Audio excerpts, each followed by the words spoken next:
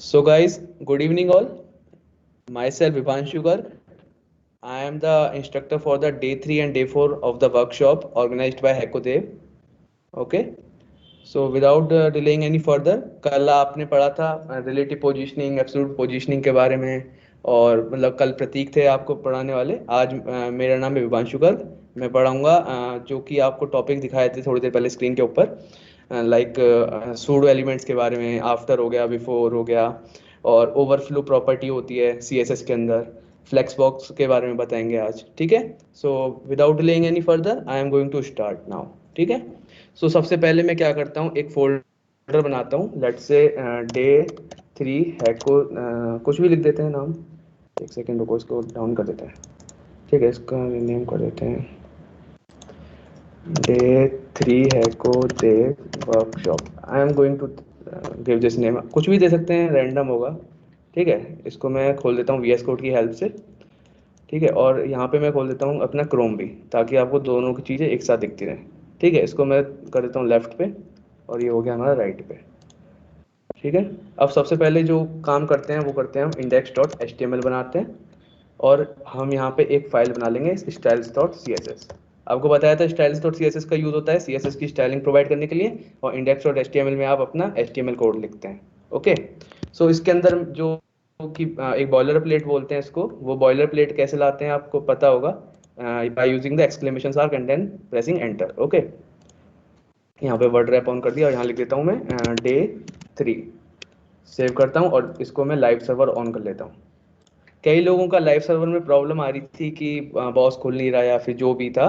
तो आपको अगर अभी भी डाउट आ रहा है लाइव सर्वर स्टार्ट करने में, तो आप डायरेक्ट मैसेज कर सकते हैं। ठीक है।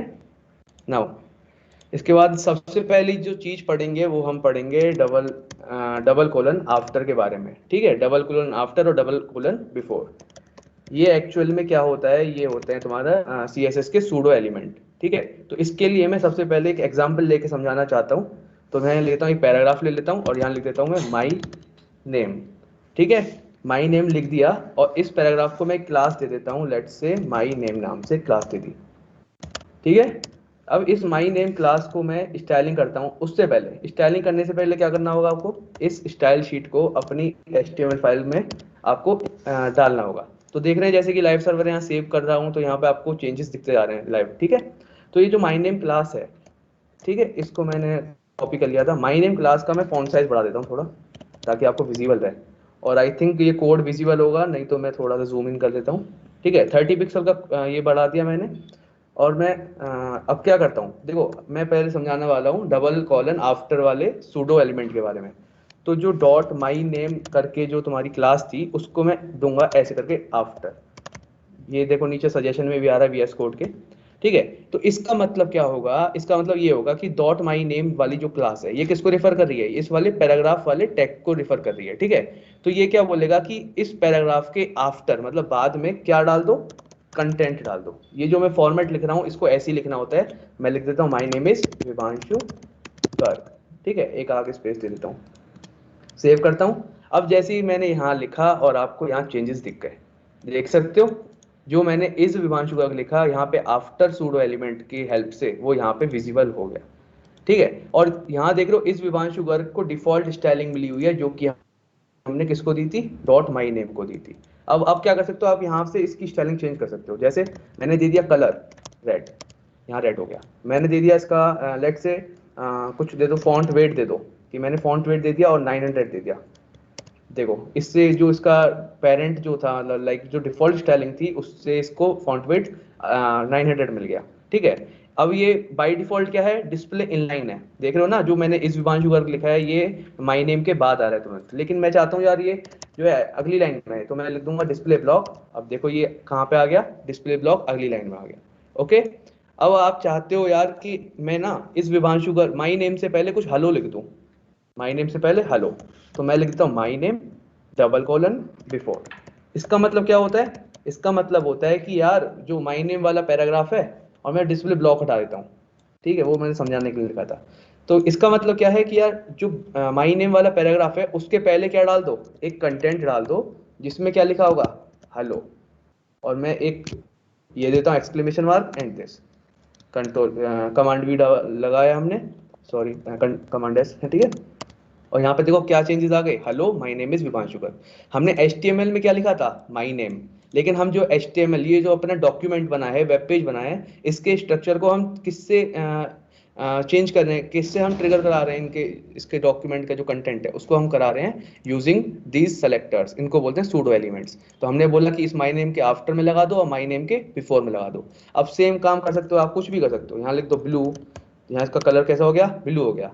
अब यहाँ डाल दो फॉन्ट वेट डाल दो अगर चाहें आप तो 900 डाल दो, आ गया। तो यही काम होता है बिफोर और आफ्टर का। अब मैं अगर यहाँ पे एक काम कर सकते हैं, जैसे आपने यहाँ पे इस विभांशु गर्ग लिखा, मैं एक काम करता हूँ, इसको कमेंट आउट कर देता हूँ, ठीक है, ताकि मैं बाद में प्रोवाइड करूँ तो आपको सारा कोड मिल जाए।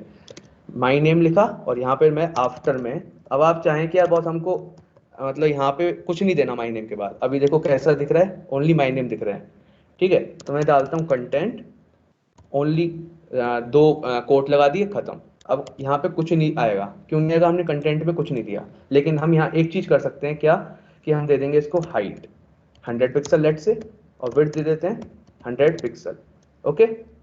और इसको बैकग्राउंड कलर दे देते हैं ब्लैक। अब जैसे ही सेव करूंगा तो यहाँ पे एक सेकेंड,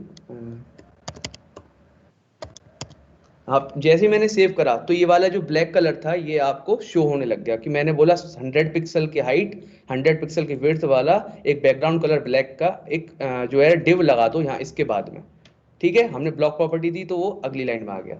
अब आप यहाँ विड्थ की जगह ना, यहाँ पे 100 पिक्सल की जगह कुछ भी कर सकते हैं, 100% कर सकते हैं, तो ये आप जितना स्पेस होगा उतना कवर कर लेगा।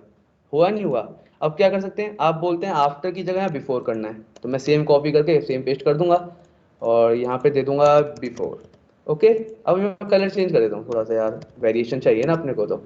तो ये देखो किसी कंट्री का झंडा बन गया, पता नहीं किसका है, ठीक है। अब इसके अंदर आप कुछ भी कर सकते हो, जैसे आप कंटेंट भी प्रोवाइड कर सकते हो, जैसे मैं लिख दिया लॉरम, लॉरम कुछ भी लिख दो, लॉरम का मतलब यार रैंडम टेक्स्ट होता है, ठीक है। कमांड सी और यहाँ पे कमांड वी, हो गया। सेव करता हूँ। अब यहाँ पे देखो कुछ दिखेगा नहीं, क्योंकि नीचे वाले इसका कलर ब्लैक होता है बाय डिफॉल्ट, तो मैं यहाँ व्हाइट कर देता हूँ और यहाँ पे भी कलर कैसा कर देता हूँ, व्हाइट कर देता हूँ।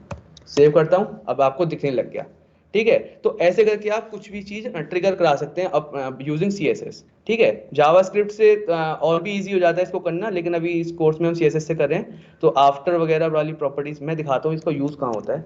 जैसे ये वाली साइट खोली, तो यहाँ पे मैंने क्या करा था कि जैसे ये आप देख रहे हैं, इसको मैं इंस्पेक्ट करके दिखाता हूँ। जैसे इंस्पेक्ट करके दिखाता हूँ, कहाँ गया, ये रहा, इंस्पेक्ट करके दिखाता हूँ। तो यहाँ पे देखना, जैसे मैं इस पे क्लिक करता हूँ तो यहाँ पे लिखा आ रहा है कार्ड पैरा वाला, ऊपर लाइन आ रही है और उसके बाद यहाँ पे आ रहा है बिफोर, ठीक है। तो ये बिफोर में मैंने जैसे क्लिक करा तो नीचे आ रहा है कंटेंट होस्ट योर इवेंट्स, ठीक है। अब यहाँ कंटेंट जैसे मैंने तुम आपको बताया ना, वही चीज यहाँ पे लिखी हुई है मैंने, ठीक है। ऐसा नहीं कि यार कुछ नई चीज लिखते हैं हम किसी साइट में। तो यहाँ पे मुझे जो करना पड़ा था रिक्वायरमेंट थी, मतलब जो मैंने ऐसा क्यों किया, आप सोच रहे होगे यहाँ H1 क्यों नहीं लिया। तो हम क्या होता है ना, डिफरेंट वेबसाइट के हिसाब से हम अपनी स्टाइलिंग वगैरह चेंज करते हैं, तो जो रिक्वायरमेंट थी वेबसाइट की तो मुझे करना पड़ा उस हिसाब से, ठीक है। तो ऐसे कोई मैंडेटरी नहीं है, लेकिन जब आप वेबसाइट डेवलप करते हो ना, तो जब आपको आते हैं क्या बोलते हैं, डिफरेंट डिफरेंट चैलेंजेस आते हैं। अब इसके बाद आपने ये पढ़ लिया, आफ्टर पढ़ लिया, बिफोर पढ़ लिया, इसका यूज आप बहुत जगह कर सकते हैं। लाइक अगर क्या बोलते हैं आपके पास वो हो इमेज हो, तो इमेज को आप बॉर्डर प्रोवाइड कर सकते हैं आफ्टर में, और उसके नीचे लाइन प्रोवाइड कर सकते हैं। तो वो सब आपके हाथ में है जब आप इसको यूज कर रहे हैं, ठीक है। अब नेक्स्ट थिंग पढ़ते हैं हम, that is called overflow. Overflow कैसे पढ़ना है, ओवरफ्लो का मतलब मैं आपको कोड के थ्रू बताता हूँ, ठीक है। तो मैं एक काम करता हूँ, एक डिव बनाता हूँ और डिव को मैं एक अंदर देता हूँ लॉरम 100। आपको पता है 100 का मतलब क्या हुआ था, 100 रैंडमली जनरेटेड वर्ड्स वो क्रिएट कर देगा। और मैंने क्लास क्या दे दी इसको, लेट से दे देते हैं माई डिव, माई पैरा दे देते हैं, ओके। माई पैराग्राफ दे दिया और आप देख रहे हैं यहाँ पे ये आ गया पूरा पैराग्राफ, ठीक है। इस माई पैरा को मैं कॉपी कर लेता हूँ क्लास को। अब मैं क्या करता हूँ, यहाँ पे चलता हूँ और ये इसको मैं स्टाइलिंग प्रोवाइड करता हूँ, क्या कि मैं देता हूँ यार तू बैकग्राउंड कलर ले ले, ब्लैक ले ले, ठीक है। विड्थ दे देता हूँ इसको पूरी 100%, सॉरी ये क्या आ गया, 100% की विड्थ दे दी, ठीक है। सेव करो। और मैंने क्या बोला, सेकेंड ये आया क्यों नहीं, माई पेरा, और मैं कलर दे देता हूँ इसको वाइट, ठीक है, यहाँ पे देख सकते हैं आप ये वाले चेंजेस, ब्लैक बैकग्राउंड हो गया, कलर वाइट हो गया इसका, और विड्थ 100% हो गई। लेकिन अब मैं एक चीज करता हूँ, क्योंकि देखो अभी जो इसका जो ब्लैक कलर है ना, ये जो हाइट आई है इसकी डिव की, ये it is according to the height of the content. Like जो जहां तक कंटेंट है ये अपना आप देखो हाइट वेरी कर रहा है, लेकिन मैं चाहता हूँ ना कि इसकी हाइट फिक्स कर दूं। हाइट कैसे फिक्स करूं? हाइट में लिख देता हूं मैं 80 पिक्सल, लेट से 80 पिक्सल कोई वैल्यू लिख दी। ठीक है, 80 पिक्सल वैल्यू लिख दी। अब आप देखना इसका कलर कुछ चेंज करके दिखाता हूँ मैं, पहले रेड कर दिया। अब देखना जो इसकी हाइट थी वो 80 पिक्सल थी, लेकिन जो इसके अंदर कंटेंट था उसकी हाइट इस कंटेनर से ज्यादा हो गई। देख रहे हो आप? तो इस कंटेनर की हाइट ज्यादा होने से क्या हुआ, ये कंटेंट जो था इसका, जो पैराग्राफ का टेक्स्ट जो था वो इससे ओवरफ्लो हो गया। इसी को बोलते हैं ओवरफ्लो होना। तो इसके लिए, इसको ओवरकम करने के लिए, इसको ओवरराइड करने के लिए हमारे पास कई तरीके होते हैं। जैसे कि एक प्रॉपर्टी होती है हमारे पास ओवरफ्लो नाम की। तो हम नीचे देख सकते हैं कई वैल्यूज आ रही हैं, है ना। तो सबसे पहले जो वैल्यू आता है, इसको अगर हटाना है, आप चाहते हो कि यार इसके ऊपर कोई भी टेक्स्ट है वो दिखना नहीं चाहिए, ठीक है, तो उसके लिए मैं लगा दूंगा प्रॉपर्टी ओवरफ्लो हिडन। इसका मतलब कि जो भी चीज इस कंटेनर से बाहर जा रही होगी वो दिखेगी नहीं। ठीक है, ओवरफ्लो हिडन का मतलब बस सिंपल सा इतना है। लेकिन आप चाहते हो कंटेंट तो दिखना चाहिए पूरा, तो उसके लिए आप लगाते हो स्क्रॉल। अब स्क्रॉल लगाने से क्या हुआ, सेव करते हैं। अब आप देख सकते हो यहाँ पे एक स्क्रॉल बार आ गया। अगर आपको विजिबल नहीं है तो मैं एक काम करता हूँ, उसकी हाइट बढ़ा देता हूँ थोड़ी सी, 100 कर देते हैं, 120 कर देता हूँ, सेव करते हैं। अब देख सकते हो यहाँ पे कंटेंट के साइड में ब्राउजर ने क्या प्रोवाइड करा दिया, एक स्क्रॉल बार प्रोवाइड कर दिया। क्यों कर दिया? हमने बोला कि अगर भाई तेरी हाइट अगर ज्यादा हो रही है मतलब कंटेंट की, तो तू ना इसको ओवरफ्लो मतलब एक स्क्रॉल बार प्रोवाइड कर देना, इस वाली प्रॉपर्टी की वजह से। ठीक है, अब क्या होता है कि जैसे इसको मैं हटा दूं तो बाय डिफॉल्ट क्या था, ऐसा था। तो एक बाय डिफॉल्ट वैल्यू होती है ओवरफ्लो की, विच इज कॉल्ड विजिबल। इसमें क्या होता है, मैं सेव करता हूँ नो चेंजेस, तो इट ये बोलता है कि जो भी चीज ओवरफ्लो होगी उसको दिखाओ। मतलब कुछ ही नहीं, मतलब इसको मैं अगर वो भी कर दूं कमेंट आउट तो भी कुछ होगा नहीं, क्योंकि ये एक बाय डिफॉल्ट वैल्यू होती है। ठीक है, तो हम याद रखना कि आगे से जब भी आप कभी डेवलप करो कोई वेबसाइट, तो हिडन वाली प्रॉपर्टी बहुत काम आती है और एक स्क्रॉल वाली काम आती है।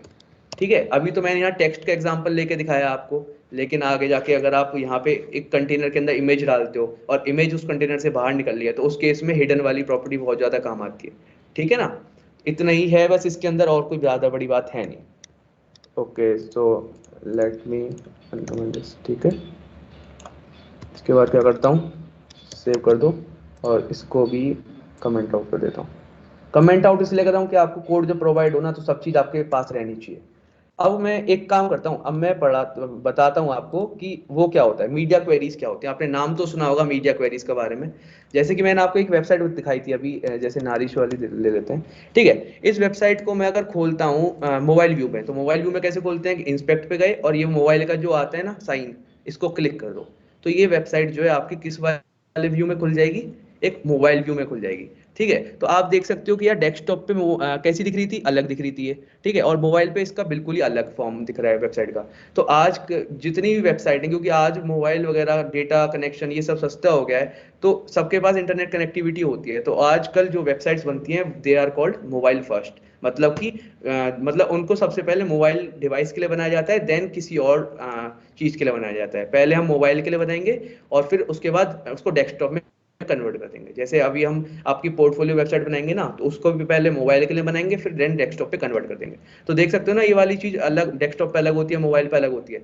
ठीक है, तो इसको समझाने के लिए मैं मीडिया क्वेरीज की हेल्प, मीडिया क्वेरीज बताने के लिए मैं एक W3 स्कूल का एडिटर है उसको मैं हेल्प लूंगा। ठीक है, उस पर ना साइज आता है साइड में लिखा हुआ, तो इसलिए बेटर इजी रहता है समझना। ठीक है, तो मैं ये वाली चीज़ हटा देता हूँ, बिल्कुल मेरे को कोई काम की नहीं है वाली। ओके, और मैं यहाँ पे हेड के अंदर एक स्टाइल टैग ले लेता हूँ।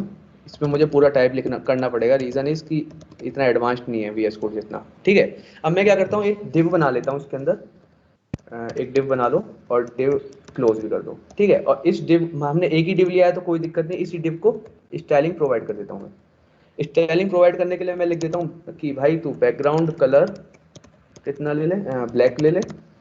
ठीक है, और हाइट इसकी, हाइट ले लो 100 पिक्सल, विड्थ ले लेते हैं 100 पिक्सल। आप लोग ना फॉलो कर सकते हैं, मतलब मैं जैसे कोड लिख रहा हूँ आप भी फॉलो अलोंग कर सकते हैं अगर चाहें तो, नहीं तो बाद में कोड प्रोवाइड होगा तो समझ सकते हैं। ठीक है, रिकॉर्डिंग भी हम प्रोवाइड कर देते हैं रात में, लेकिन जो लाइव सेशन में समझ में आता है वो रिकॉर्डिंग से नहीं आता उतना। ठीक है। अब मैं रन करके देखता हूँ तो देखो यहाँ पे जो मैंने div दिया है इसकी स्टाइलिंग प्रोवाइड करी तो ये ब्लैक बन गया। लेकिन एक बात नोटिस करना कि जैसे आप देखते हो ये वाली वेबसाइट पे, जैसे मैं दिखाता हूँ दोबारा, इसको मैंने करा और इसको मैं रिस्पॉन्सिव कर देता हूँ। रिस्पॉन्सिव इन द सेंस कि अब हम इसकी वेरी कर सकते हैं।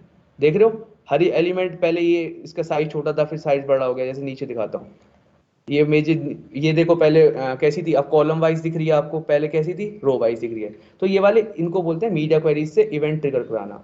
ठीक है, तो ये वाली चीज करते कैसे हैं, तो आप चाहते हो कि यार देखो यहाँ पे तो ऑल, यहाँ पे ऊपर आपको साइज दिख रहा होगा 263 है, अब ये मिनिमम 25 तक जाता है गैस, 18 तक गया, और फिर ये मैक्सिमम पूरा स्क्रीन जो आपकी डिवाइस स्क्रीन है उस तक जाता है। तो आप चाहते हो यार ये इसकी साइज अगर ये 500 हो जाए, ठीक है, मिनिमम साइज अगर 500 हो तो इसका कलर रेड हो जाना चाहिए, आप चाहते हो। तो मीडिया क्वेरीज लिखने का सिंटेक्स होता है, आप लिखते हैं मीडिया ओनली स्क्रीन एंड, यहाँ लिख देते हैं मिनिमम विड्थ 500 पिक्सल। इसका मतलब क्या होता है, इसका मतलब होता है कि अब जब स्क्रीन का साइज मिनिमम कितना हो, 500 पिक्सल हो, जब आपको ये नीचे वाली चीजें करनी है। आपने इफ एल्स पढ़े होंगे शायद, सी++, पाइथन जब पढ़ के आते हो तो उसकी तरह ही कंडीशन है। इसमें बोलता है कि अगर स्क्रीन का साइज कितना हो, मिनिमम 500 पिक्सल हो, तो उस केस में आपको डिव का जो कलर है, जो डिव है इसका कलर आपको क्या कर देना है, रेड कर देना है। मैं इसको कॉपी कर लेता हूँ, बार बार टाइप नहीं करना मेरे को यार, I am a bit lazy while typing. Okay, अब क्या है कि जब भी मिनिमम विड्थ 500 होगी, 500 होगी, तो इसका कलर रेड हो जाना है। देखो मिनिमम विड्थ कित, देखो यहाँ पे ट्रिगर देखो ब्लैक है, मिनिमम से गई, और जैसे ही 499 से 500 पे पहुंचा, देखो ये रहा 499, 500 पे कैसा हो गया, रेड हो गया। ठीक है, अब ये रेड ही रहेगा। अब आप चाहते हैं ये मैक्सिमम विड्थ 500 हो जाए, मैंने मैक्सिमम लिख दिया, सेव करो। अब देखो जब जैसी 500 500 होगी, देखो मैक्सिमम विड्थ 500, अब ये रेड होगा। मतलब 500 तक तो इसको रेड रहना है, उससे कम पे भी रेड ही रहना है इसको। ठीक है, और बाकी जितनी भी पोजीशन होती है उस पर डिफॉल्ट जो वैल्यू मिली होती है यहाँ पे उसको ले लेता है। अब आप चाहते हो कि यार मेरे को ना 400 पे भी अलग देनी है इसको, तो यहाँ लिखो 400 और कलर दे दो येलो।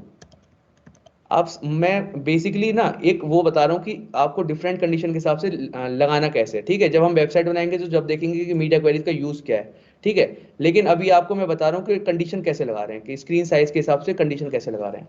तो देखना 500 पे कलर कैसा रहेगा, रेड, देखो रेड हो गया, और जैसे 400 होगा तो फिर वहां पे कलर कैसा हो गया, येलो। ठीक है, सेम काम हम और भी कर सकते हैं। आप चाहते हो कि यार यहाँ पे ना 700 पे ना मैं इसका हाइट चाहता हूँ बढ़ानी, मैं इसकी जो हाइट है, लेट से मैं कॉपी कर लेता हूँ यहाँ से, कि मैं इसका हाइट जो है 200 करना चाहता हूँ 700 पे, और जो है ना विड्थ भी 200 करना चाहता हूँ। रन करता हूँ तो देखो कितनी है, 400 पे रेड है, ब्लैक है, तो मैक्सिमम विड्थ 700 पे कितना रहेगा ये रहेगा कितना, हाइट 200 हो जाएगी और विड्थ कितनी हो जाएगी, 200 हो जाएगी। ठीक है,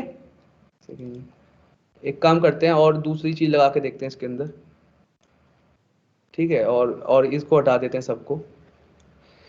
आप चाहते हो कि जैसे 500 वाली चीज ले लेते हैं, आप चाहते हो इसको रोटेट करना, ट्रांसफॉर्म रोटेट, रोटेट 360 डिग्री, कि जैसे 500 हो तो ये रोटेट करने लग जाए कितना, 360 डिग्री से। रोटेट हो नहीं रहा I guess, I don't know, पता नहीं क्यों नहीं हो रहा। चलो देखते हैं, इसको टाइम जा रहा है वैसे भी अपना। ठीक है, इसको देखते हैं क्या क्यों नहीं हो रहा ट्रिगर ये। हम्म, देखते हैं इसको। ठीक है, मैं बता दूंगा अगर पता नहीं क्या प्रॉब्लम आ रही है इसमें। ओके, तो मीडिया क्वेरीज का मतलब यही होता है कि मतलब डिफरेंट कंडीशन के हिसाब से आपको स्टाइलिंग प्रोवाइड करनी होती है। ठीक है, तो आई थिंक मीडिया क्वेरीज का तो इतना ही है। इसके बाद जो चीज़ आती है वो है फ्लेक्स बॉक्स आपकी। ठीक है, तो मैं एक सेकेंड रुकना, फ्लेक्स बॉक्स के लिए सेटअप कर लेते हैं थोड़ा सा।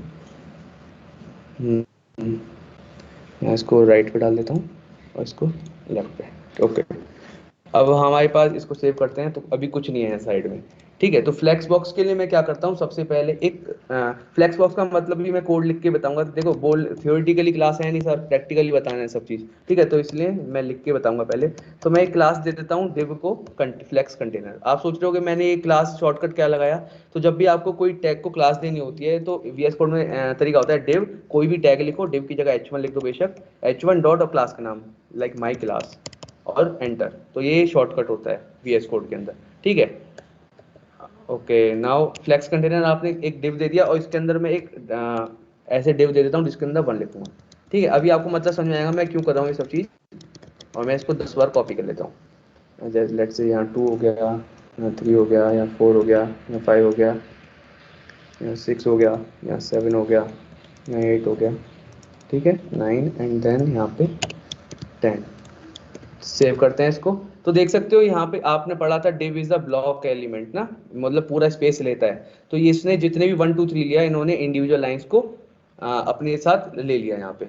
अब क्या चाहते हो आप कि अब मैं फ्लेक्स बॉक्स का मतलब बताता हूँ क्या होता है। Flex box is basically used कि आप जिन्हें देखा होगा ग्रिड ग्रिड सिस्टम। कल एक ने पूछा था, किसी ने डाउट पूछा था कि मतलब दो डिव को सेम रो वाइज कैसे ला सकते हैं, कॉलम वाइज कैसे ला सकते हैं। ठीक है, तो उसके लिए बेसिकली हम यूज करते हैं फ्लेक्स बॉक्स का। ठीक है, एक एक होता है तरीका float float left float right भी होता है, लेकिन वो जमाने गए जब फ्लोट यूज करा करते थे। अब flex box is a very advanced tool, जिससे कि हम प्रॉपर्टी होती है बहुत एडवांस्ड, जिससे कि हम किसी में भी मतलब row column grid system generate कर सकते हैं और बहुत इजीली कर सकते हैं। देखना आप, मैं विद इन सेकेंड्स आपका यहाँ पे फ्लेक्स बॉक्स जनरेट करके दिखा दूंगा। कमांड सी, रीजन इज मुझे क्लास को स्टाइलिंग प्रोवाइड करनी है। अब मैं इसको एक प्रॉपर्टी दूंगा डिस्प्ले फ्लेक्स। इसका मतलब क्या होता है, सेव करूंगा तो डिस्प्ले फ्लेक्स का मतलब होता है कि जितने एलिमेंट हैं उनको एक मतलब डिस्प्ले फ्लेक्स जब लिखते हो ना आप, तो उसके बाद कई प्रॉपर्टीज क्या हो जाती हैं, आप मतलब एक्टिवेट हो जाती हैं। मैं अभी एक सेकंड रुकना, बताता हूँ मैं आपको।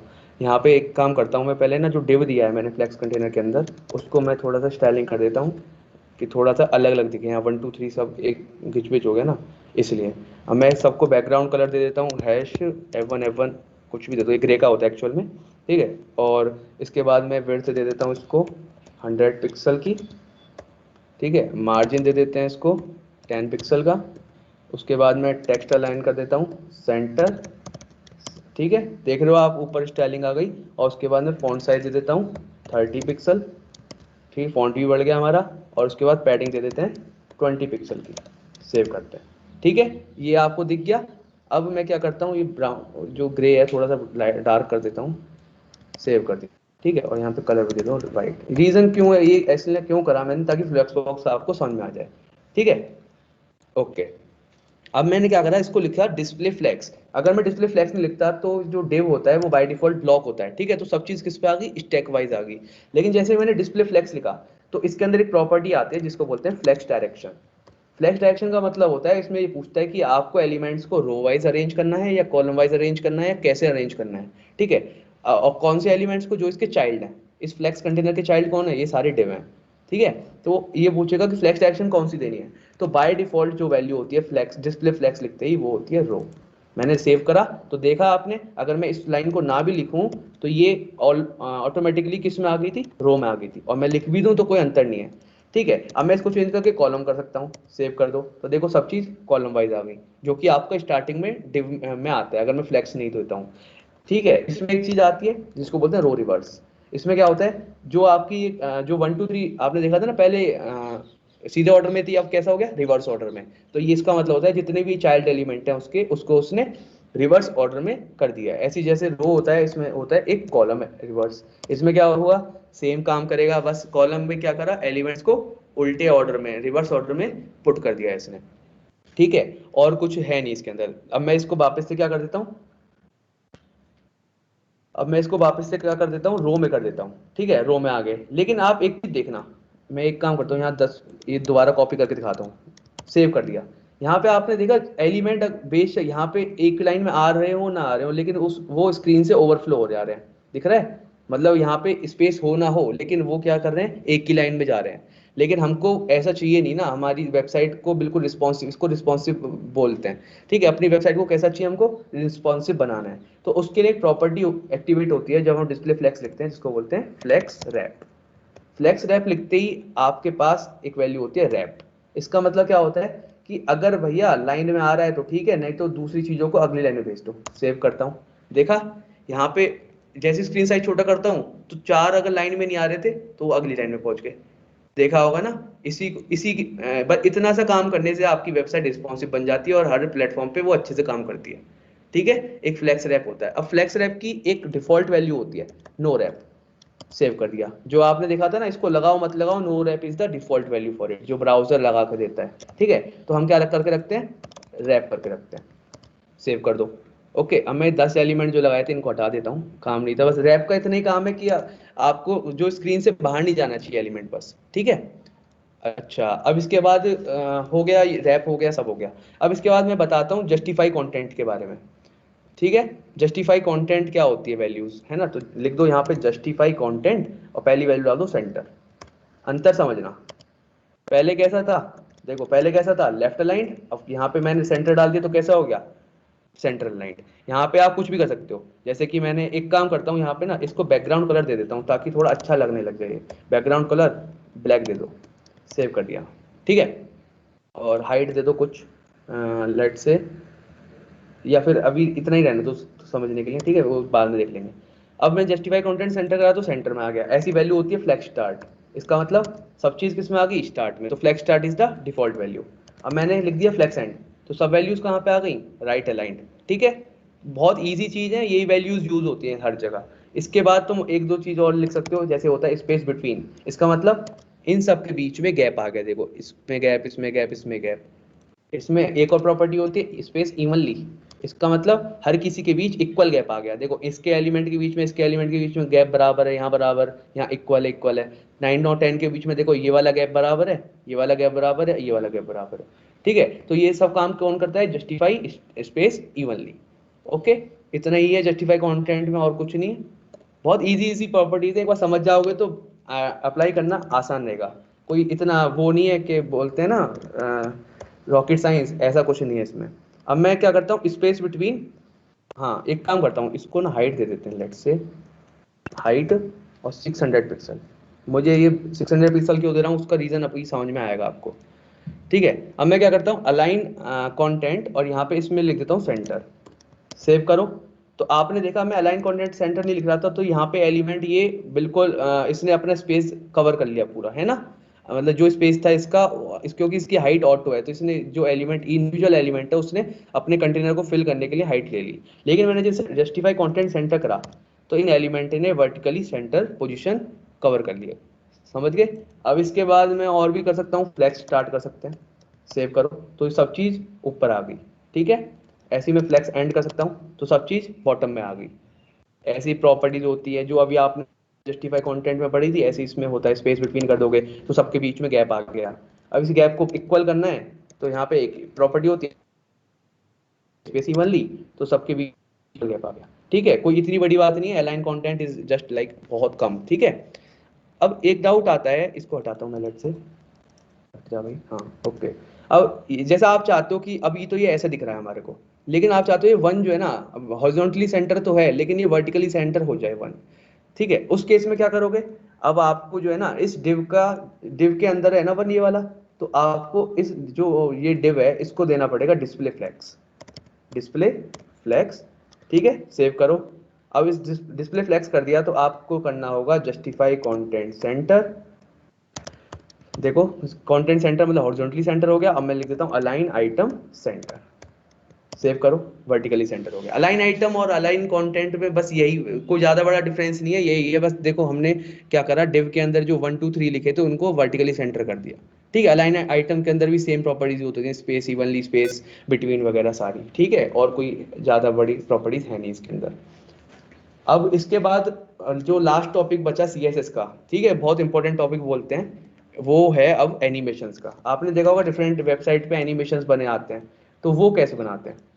ठीक है, एनिमेशन हम एडवांस तो सीखेंगे नहीं अभी। ठीक है, लेकिन मैं आपको आइडिया दे देता हूँ कि यार वेबसाइट पे एनिमेशन बनाते कैसे हैं। ठीक है, जैसे आप यहाँ देखोगे, मैं इस वाली वेबसाइट को लोड करता हूँ, तो लोड करते वक्त ये जो वर्ड है, एक सेकेंड लोड हो जा,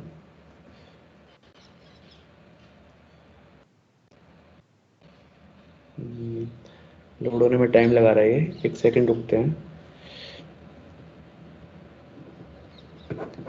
देखते हैं। इसको खुल जाते हैं तो मैं आपको बताता हूँ इसके बारे में। ठीक है, ओके।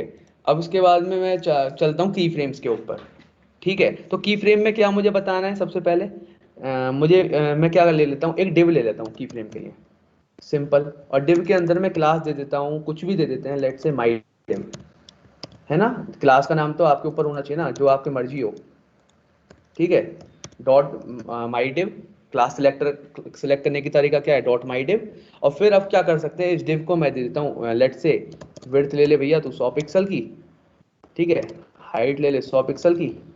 बैकग्राउंड कलर मैं क्या दूं, रेड दे देता हूँ लेट से। ओके, और सेव करता हूँ। आपको दिख गया ये वाला डिव, यहाँ पे आ गया रेड, 100 बाय 100 का रेड कलर का बॉक्स आ गया। अब जब मुझे इसको एनिमेशन प्रोवाइड करना है, जब मुझे इसको एनिमेशन प्रोवाइड करना है, तो उस केस में मैं क्या करूंगा, इसको दे दूंगा पोजीशन रिलेटिव, ठीक है। पोजीशन रिलेटिव देना जरूरी नहीं है, लेकिन मैं जिस टाइप का एनिमेशन बता रहा हूँ उसमें पोजीशन रिलेटिव देना जरूरी है, क्योंकि हम जो इस एलिमेंट को ना, इस एलिमेंट को अब इसकी पोजीशन से शिफ्ट करेंगे, सो ये देना जरूरी है।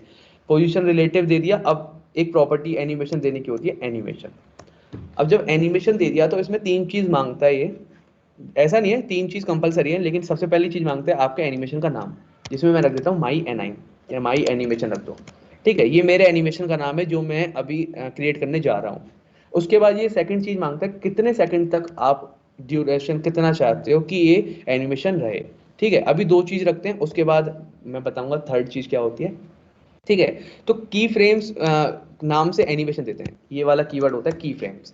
इस कीवर्ड से हम क्या देते हैं, एनिमेशन प्रोवाइड करते हैं। कैसे करते हैं, आपको वर्ड लिखना है @की फ्रेम्स, और बस आपके जो एनिमेशन आपने यहाँ लिखा वर्ड, इसको कॉपी करो और यहाँ पेस्ट कर दो बस।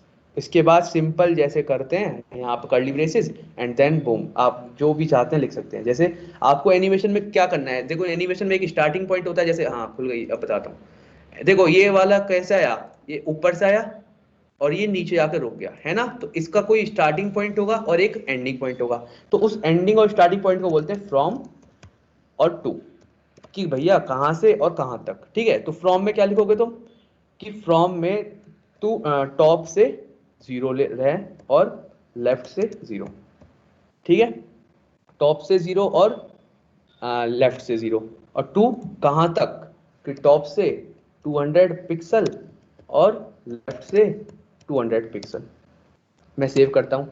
मैंने जैसे ही लिखा आपका एनिमेशन तैयार।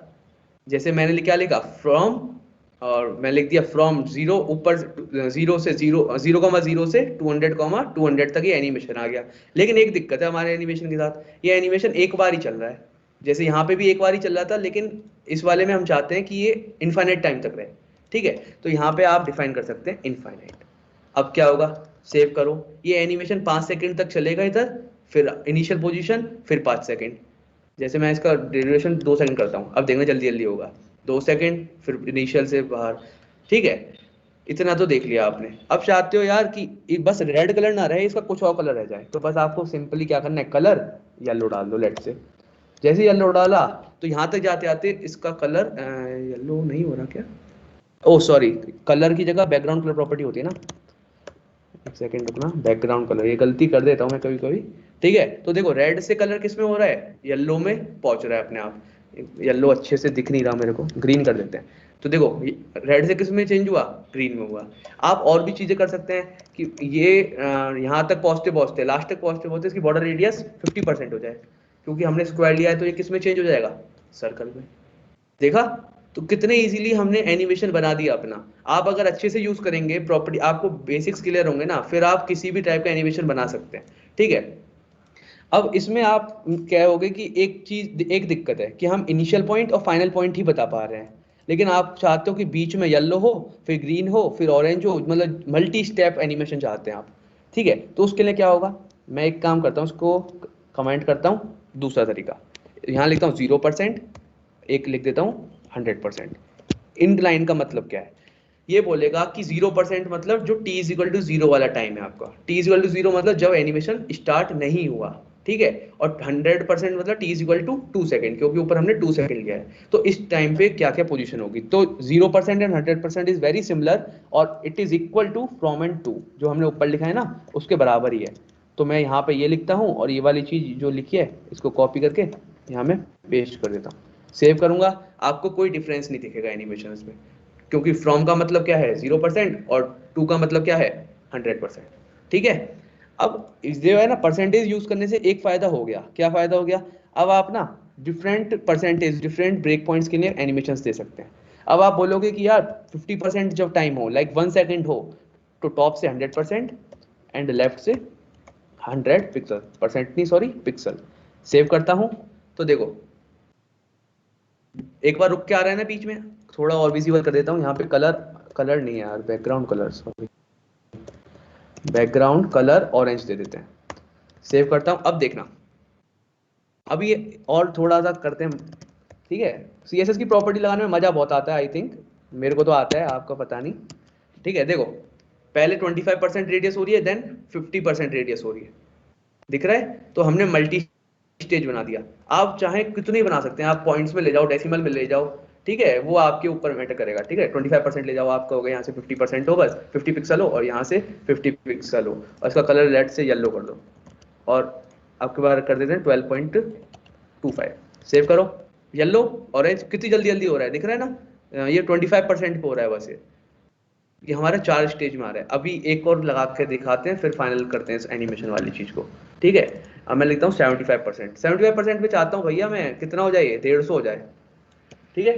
तो 150 यहाँ पे और 150 यहाँ पे, और यहाँ मैं कलर कर देता हूँ ब्लैक, ठीक है। और रेडियस देख लो, चलो रेडियस 75 कर देते हैं।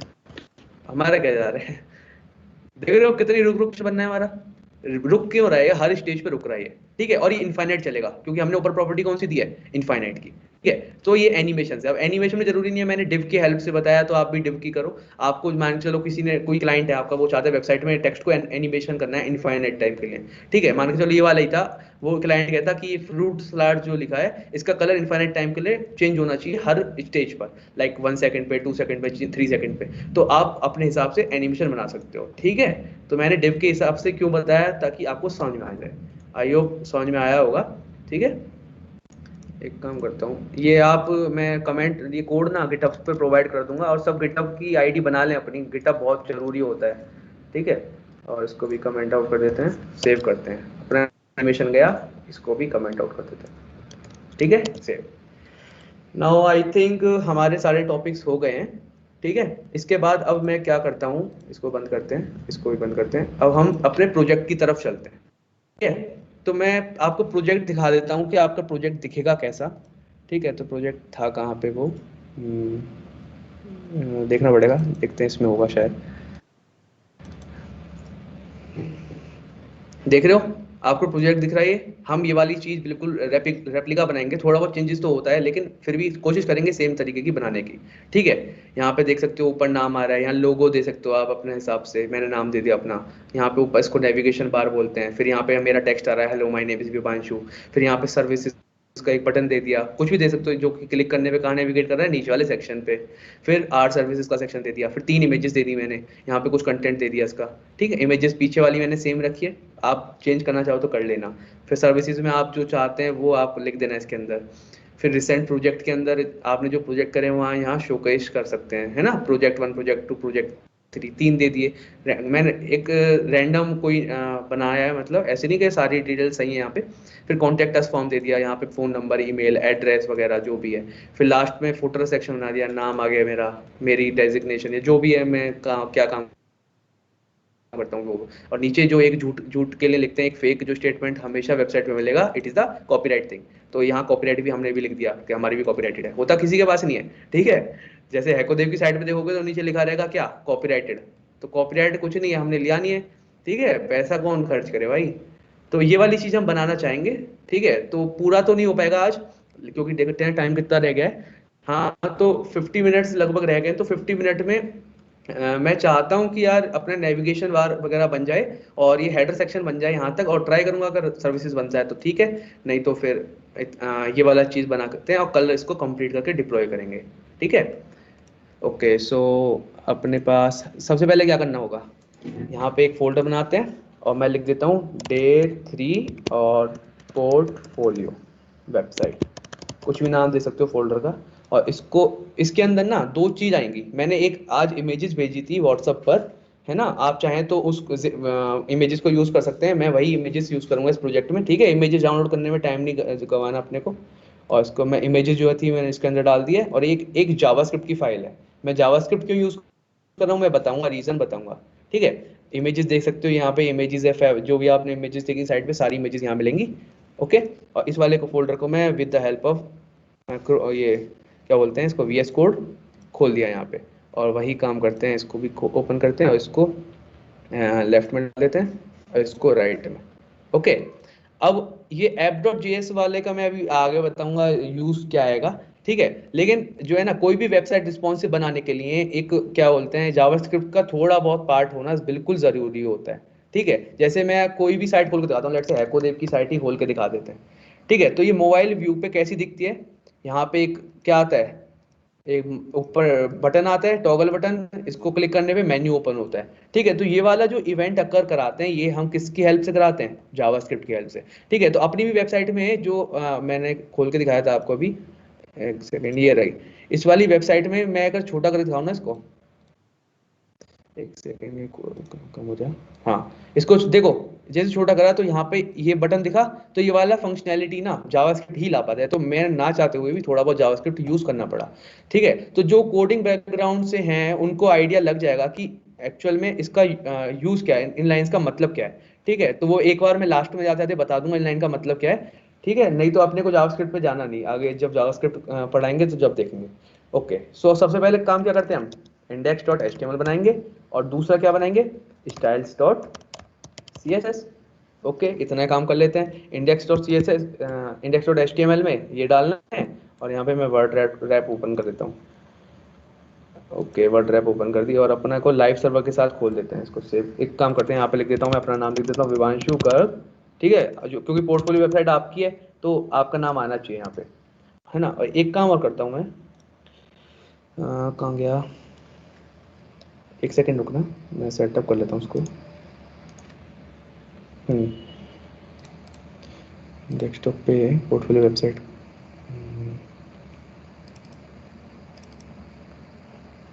ये नहीं है, कहाँ गया, ये रही, ठीक है। तो मैंने ऐसे खोल के दिख दिया ताकि आपको आइडिया रहे कि यार हम जो बना रहे हैं वो दिखता कैसे है, ताकि स्टेप बाय स्टेप हम डिस्कस करते रहें, ठीक है। अब इसके बाद वही काम करते हैं, इसको राइट पे और इसको, ओके, ठीक है। तो ये वाली चीज़ हम बनाएंगे पूरा। ओके, सो इसको लाइव सर्वर की हेल्प से मैं ओपन कर देता हूँ, ओपन विद लाइव सर्वर, तो यहाँ पे ओपन हो जाएगा, ठीक है। अभी तो कुछ विजिबल होगा नहीं कि हमने इंक्लूड करा ही नहीं है यहाँ पे, ठीक है। अब क्या करते हैं हम, अपनी जो styles.css है उसको इंक्लूड कर देते हैं अपने में। सबसे बेसिक काम सबसे पहले यही करना चाहिए। और जो है ना, अभी जावास्क्रिप्ट पता ही नहीं है, लेकिन जावास्क्रिप्ट को इंक्लूड करने के लिए भी सेम ही करते हैं, बस यहाँ पे फाइल का नाम देना होता है app.js, जो उसमें देखा था, बस और कुछ नहीं करना था। जावास्क्रिप्ट भी इंक्लूड हो गई, अपनी सब चीज़ हो गई, ठीक है। अब स्टार्ट करते हैं। तो स्टार्ट करने के लिए सबसे पहले जो हम ना एक सेक्शन टैग लेते हैं, एक सेकेंड, सेक्शन टैग लेते हैं, और सेक्शन टैग को मैं एक आईडी दे देता हूँ। आईडी कौन सी दे देता हूँ, हेडर, ठीक है। अब सेक्शन टैग क्यों लिया, आपने देखा ना इस वेबसाइट के अंदर मल्टी सेक्शन है, यहाँ आर सर्विसेज का सेक्शन, ये सब सेक्शन, तो हर किसी की स्टाइलिंग अलग है। ये पता नहीं क्यों नहीं आ रहा, कोई नहीं, हम तो सही करेंगे इसको, ठीक है। तो देख रहे हो हर किसी की स्टाइलिंग अलग है, कि जो फुटर है तुम्हारा वो ब्लैक है पीछे से, यहाँ पे देखो हल्का सा ग्रेइश कलर है, उसके पीछे व्हाइट है। तो इन सब की स्टाइलिंग अलग अलग करने के लिए ना एक हैबिट होती है कि डिफरेंट सेक्शन को अलग अलग सेक्शन टैग में डाल दो, ठीक है। तो हम भी सेक्शन टैग में डाल देंगे। उसके बाद क्या करते हैं, एक डिव बनाते हैं जिसके अंदर हम क्लास दे देते हैं हेडर। क्लास और हेडर का नाम सेम हो सकता है, नो प्रॉब्लम, ठीक है। और उसके बाद एक डिव बनाता हूँ, डिव डॉट नेव बार। नेव बार नाम की मैंने क्या बना दी, डिव बना दी जिसका क्लास है नेव बार। उसके बाद अब मैं यहाँ पे देखो क्या था, एक हेडिंग था, तो हेडिंग के लिए मैं एक डिव बना लूंगा, डिव डॉट हेडिंग। हेडिंग के लिए डिव बनाया, और उसके अंदर मैं हेडिंग को, क्योंकि देखो क्लिक करते हैं तो हेडिंग के ऊपर ना ये कहाँ पे रिडायरेक्ट करेगा, index.html पे, तो वही करना है मेरे को, ठीक है। यहाँ पे डालता हूँ index.html, और इसको क्लिक करने के बाद इसको h1 में ले लेते हैं, और यहाँ पे विवांशु गर्ग, विवांशु गर्ग डाल दिया। अभी देखना कैसा आएगा, बिल्कुल जो डिफॉल्ट होता है बिल्कुल ऐसा। इस चीज को हम ऐसे में कन्वर्ट कर देंगे, डोंट वरी। अब आपने H1 ले लिया, सब चीज ले ली, थोड़ा छोटा कर दें यार, अपने स्पेसिंग मिल जाएगी यहाँ पे, ठीक है। अब H1 मिल गया आपको, सब मिल गया। अब आपने यहाँ देखा ये वाली जो चीज है डेस्कटॉप व्यू में कैसी थी, होम सर्विसेज कॉन्टेक्ट वगैरह लिखा रहा था, तो हम उसी को पहले सोच के चलेंगे, फिर उसको मोबाइल व्यू में कन्वर्ट कर देंगे, ठीक है। तो यहाँ पे ये हेडिंग हो गई, और यहाँ पे अब मैं क्या लेता हूँ, जो नेविगेशन बार था उसके अंदर नेविगेशन लिस्ट डालनी है, ठीक है। तो अब देखो यहाँ मोबाइल व्यू में क्या आ रहा है, एक हैमबर्गर, इस वाली चीज को बोलते हैं हैमबर्गर आइकन, ठीक है। तो जनरली मैं इसको हैमबर्गर बोल रहा हूँ, ठीक है। तो इस मोबाइल व्यू में क्या चाहिए मेरे को, हैमबर्गर चाहिए। मैं क्या करूंगा, मैं ऐसे प्लानिंग कर रहा हूँ कि जो मेरा वेबसाइट होगी उसके अंदर जो हैमबर्गर है, इसका साइज अगर डेस्कटॉप वर्जन पे खुलेगी वेबसाइट, तो ये क्या होना चाहिए, डिस्प्ले नन होना चाहिए इसकी प्रॉपर्टी। और अगर मोबाइल व्यू में खुल रही है तो ये फिर ऐसा ही हैमबर्गर आना चाहिए। तो इसलिए मैंने एक डिव बनाया हैमबर्गर नाम का, और उसके अंदर इमेज डाल दी। कौन सी इमेजेस के अंदर मेरे पास पड़ी है, हैमबर्गर डॉट png, ठीक है। सेव करता हूँ। अभी देखना ये इमेज बहुत ज्यादा बड़ी है, कोई दिक्कत नहीं, हमको तो उससे कोई लेना देना नहीं है, हमको बस अपना काम करना है। अभी तो पता है हम HTML का काम होता है सीधे मार्क करना। HTML मार्क कर देगा भाई कि तू यहाँ होगा, तू यहाँ होगा, तू यहाँ होगा। और फिर CSS क्या बोलेगा, CSS उस चीज को अच्छे से पुट करके ऐसी चीज बना देगा हमारे सामने, ठीक है। सो आपने ये बना दिया हैमबर्गर, हमने मोबाइल के लिए सोच लिया कि हैमबर्गर चाहिए, लेकिन अपने को तो एक यूएल चाहिए ना। हमें जो नेवलिस्ट है उसको एक यूएल की तरह सोच सकते हैं। इसके अंदर मैं एंकर टैग ले लेता हूँ, और एंकर टैग में अभी मैं कोई आईडी नहीं देता। एंकर टैग में यहाँ पे हम ना कुछ भी लिख सकते हैं, यहाँ हैश लिख दिया मैंने, ठीक है। और यहाँ पे मैं लिख देता हूँ होम। ओके, अब इस वाले लिस्ट वाले आइटम को मैं 4 बार कॉपी कर लेता हूँ लेट से, क्योंकि हमारे पास शायद 4 ही थे, ठीक है। होम सर्विसेज है ना, और फिर क्या है, एक प्रोजेक्ट्स था मे बी, और एक कॉन्टैक्ट। सेव करता हूँ। अभी देखो कितना अगली लग रहा है अपना वेबसाइट, लेकिन डोंट वरी, इसको भी हम अच्छे से बनाएंगे, ठीक है। अपने पास देखो जो चीज चाहिए थी हेडर में वो सब चीज आ गई, एक हेडिंग आ गई, एक आइकन आ गया, और एक आइकन के अंदर की सब चीज आ गई। अब इसको कन्वर्ट करते हैं, इतनी चीज को कन्वर्ट करते हैं पहले। ओके, सो इसको कन्वर्ट करने के लिए हम क्या करते हैं, CSS लिखते हैं। तो कल प्रतीक ने डे 2 में बताया था, एक स्टार सेलेक्टर के बारे में बताया था। स्टार सेलेक्टर क्या होता है, it is a universal selector. वो किस यूज में आता है, कि वो जितने भी एलिमेंट्स तुम यूज करोगे किसी भी HTML फाइल के अंदर, CSS के अंदर किसी को भी स्टाइल करोगे, उसको डिफॉल्ट जो होगी ना, वो स्टार सेलेक्टर वाली स्टाइलिंग मिल जाएगी। ओके, तो यहाँ देख सकते हो यार, ये एंकर टैग है, और यहाँ पे स्क्रीन के साइड में कुछ गैप दिख रहा है। ऐसे यहाँ हैमबर्गर में तो बहुत ज्यादा गैप है, यहाँ लिस्ट के साइड में, इसके साइड में गैप है। तो इस गैप को हटाने के लिए हम ना एक चीज लिखते हैं, पैडिंग 0 और मार्जिन 0। जैसे ही लिखूंगा सेव हो गया। और एक हैबिट होनी चाहिए कि border size, sorry box size क्या कर दो, बॉर्डर बॉक्स। ये तीनों चीज हमें लिखनी होती है कोई भी वेबसाइट बनाते हैं। ये कभी भी देखना किसी भी वेबसाइट में ये तीनों चीज हमेशा मिलेंगी, ठीक है। बॉक्स साइजिंग, बॉर्डर बॉक्स में डालना होता है शुरू से ही। ओके, अब मैं क्या करता हूँ, HTML टैग है, उसको HTML टैग के अंदर मैं लिख देता हूँ फॉन्ट साइज, कि जितने भी एलिमेंट लिखे उसको फॉन्ट साइज दे दो 10 पिक्सल, ठीक है। और अब मैं एक काम करता हूँ, यहाँ पे देखो ये सब चीज स्टाइलिंग हो गई, फॉन्ट साइज भी 10 पिक्सल मिल गया। लेकिन अभी फॉन्ट ना मैं मॉन्सेराट यूज करता हूँ, ठीक है। Montserrat is a very classy font, जो है कि मैं हमेशा यूज करता हूँ किसी ना किसी वेबसाइट में, ठीक है। मॉन्टसेराट, मॉन्सेराट हो गया, रोबोटो हो गया, उबुंटू नाम का भी फॉन्ट होता है एक, बहुत अच्छा होता है वो, ठीक है। और और तो याद नहीं आ रहे टाइम पे याद नहीं आते, लेकिन ठीक है। और मैं जो इंपोर्ट, आपको पता है ना कि रेगुलर 400 वाला चूज करा, और फिर इंपोर्ट पे गए और उसको कॉपी कर लिया। मैं इंपोर्ट वाला ज्यादा प्रेफर करता हूँ, क्योंकि उसकी मदद से ना हमारी सारी स्टाइलिंग CSS में ही रहती है। पेस्ट कर दिया ये वाली चीज, और इसको भी वर्ड रेड ओपन कर देते हैं यार, ये पागलपंती चलती है इसमें।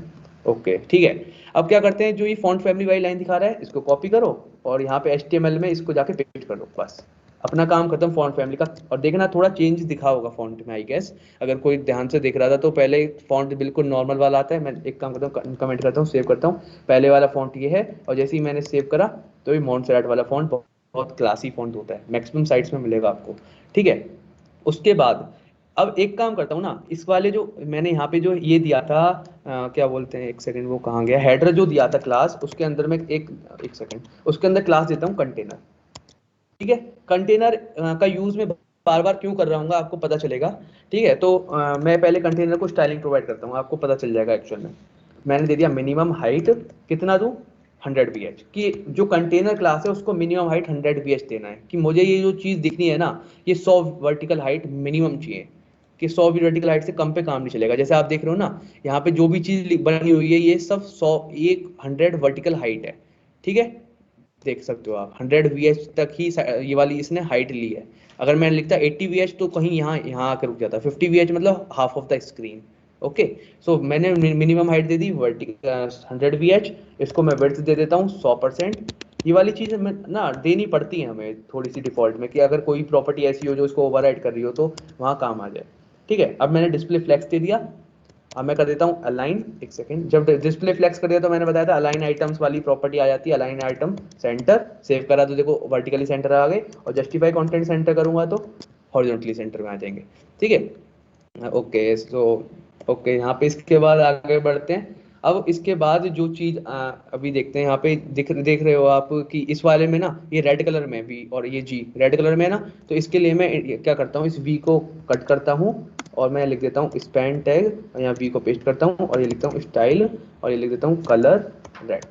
इससे क्या होगा कि जो मेरा वी है वहां पे, वी मैंने कौन सी स्टाइलिंग यूज करी, इनलाइन सीएसएस यूज करी, ठीक है। इसका यूज बिल्कुल तुरंत होता है, फिर ऐसा नहीं होता कि बार बार आप क्लास बना रहे हो कुछ बना रहे हो, यहाँ पे तुरंत ही हो जाता है वहाँ, ठीक है। छोटी मोटी सीएसएस देनी हो तो इनलाइन काम करता है वेरी वेल, लेकिन अगर आपको बड़ी स्टाइलिंग देनी हो तो फिर आपको अलग से जाना पड़ता है। तो देख सकते हो यहाँ पे वी और जी जो है अलग अलग में आ गए। अब यहाँ देख रहे हो ये लिंक जो बनाई है ये सब चीज बाय डिफॉल्ट अंडरलाइन आ रखा है, तो इसको मैं हटाता हूँ। कैसे हटाएंगे, आपको लिखना पड़ता है सीधे एंकर और क्या बोलते हैं टेक्स्ट डेकोरेशन नाम की प्रॉपर्टी होती है, और यहाँ लिख दो नन, सेव करो। अब देखो नीचे से अंडरलाइन चेंज हो गई, अंडरलाइन चेंज हो गई। और एक काम करता हूँ मैं अभी ना, इसका जो ये विभांशु जो लिखा है ये व्हाइट कलर में करूंगा, तो ये फिर व्हाइट पे व्हाइट दिखेगा नहीं, तो मैं जस्ट फॉर यार कुछ समय के लिए इसको बॉडी का जो बैकग्राउंड कलर है उसको मैं चेंज कर देता हूँ, किसमें, ग्रेइश में, ठीक है। थोड़ी देर के लिए ऐसा ऐसा ले लो, उसके बाद हम जब चेंज करेंगे तो अच्छा लगेगा जब बाद में। ओके, अब इसके बाद जब ये हेडिंग है, ये जो हमने हेडिंग ली, हेडिंग क्लास के अंदर जो H1 है इसको हम थोड़ा स्टाइल करते हैं। देखो अभी फॉन्ट साइज बहुत छोटा है, यहाँ पे देखो बिल्कुल अच्छा सा दिख रहा है, ठीक है। तो फॉन्ट साइज बढ़ाने के लिए क्या करूंगा, हेडिंग क्लास, हेडिंग क्लास के अंदर क्या जाना है, H1 के अंदर, इसको बोलते हैं सेलेक्टिंग द एलिमेंट, ठीक है। कैसे गए, हेडिंग क्लास के अंदर गए, हेडिंग क्लास के अंदर कहाँ गए, H1 के अंदर गए, ठीक है। तो ये प्रोसेस होती है, कभी भी आप करो तो ऐसे बना दो, नहीं तो फिर मैं दूसरा तरीका क्या था, H1 को एक सिंपल सी क्लास देता और क्लास को इंपोर्ट कर लेता। मैं दोनों तरीके से वे में यूज करता हूँ, जो भी मुझे इजी लगता है मैं वो कर लेता हूँ, ठीक है। आपको जो इजी लगे सुटेबल लगे वो करो, ठीक है। अगर आप हर एलिमेंट को क्लास देके स्टाइलिंग करना चाहो कोई रोकेगा नहीं, कोई दिक्कत नहीं है, दोनों तरह से स्टाइलिंग होती है, ओके।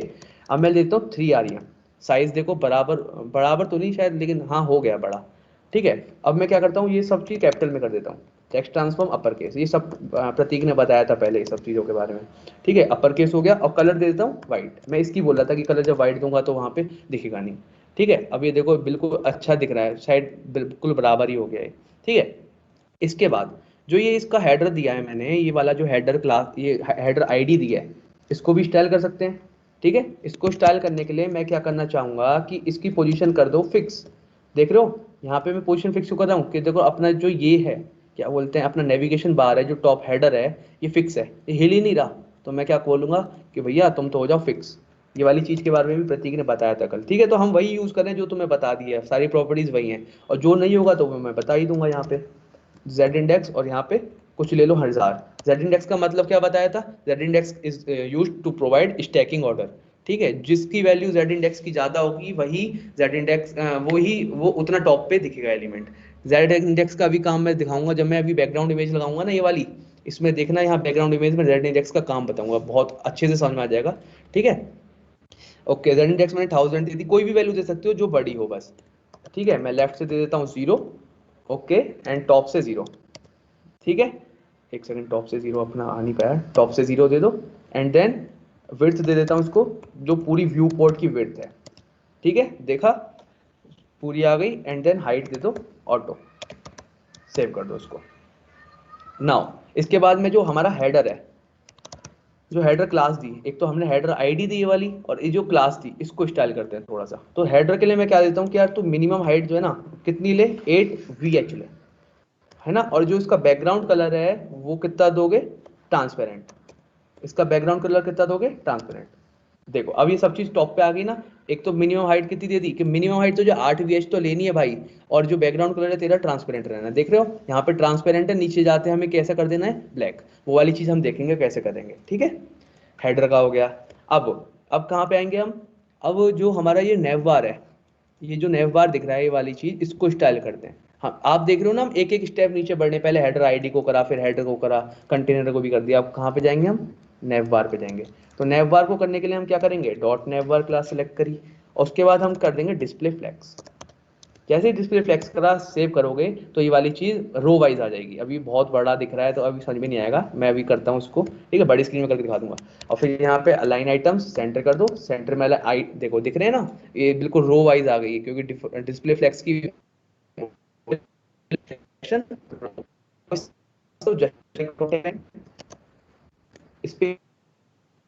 सॉरी अराउंड होता है दोनों में स्पेस दे देगी बराबर सा, ठीक है।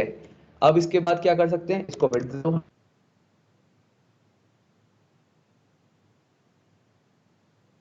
हाइट दे दो 100%।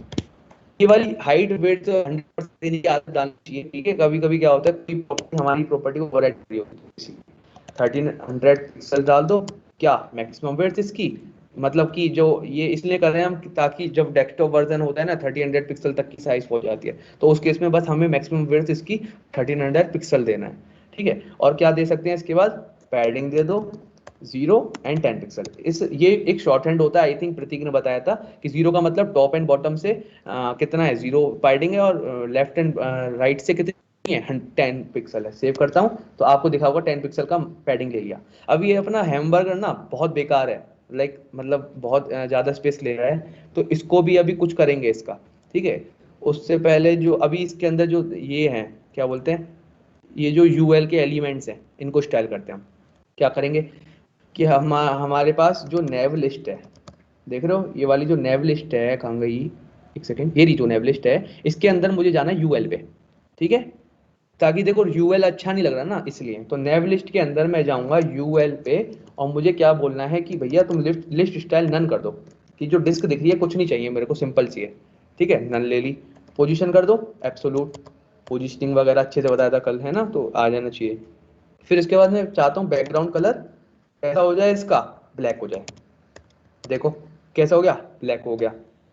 अभी हम जो किस ओर बढ़ रहे हैं, इस वाली चीज को पहले मोबाइल पे बनाएंगे, फिर उसके बाद देखना इस वाली चीज को हम डेस्कटॉप में कन्वर्ट कैसे करते हैं उसको देखना। पहले देखो यहाँ पे ब्लैक कर दिया बैकग्राउंड, विड्थ कितना कर दूं 100, व्यू पोर्ट विड्थ कर दो, सेव करो, देखो विड्थ बढ़ गई इसकी। अब मैं क्या करता हूँ, इसकी हाइट भी पूरी कर दो 100 VH, कि जितना हाइट वर्टिकल VH पे है, मतलब जो व्यू पोर्ट हाइट है उसको बराबर कर दो हाइट को।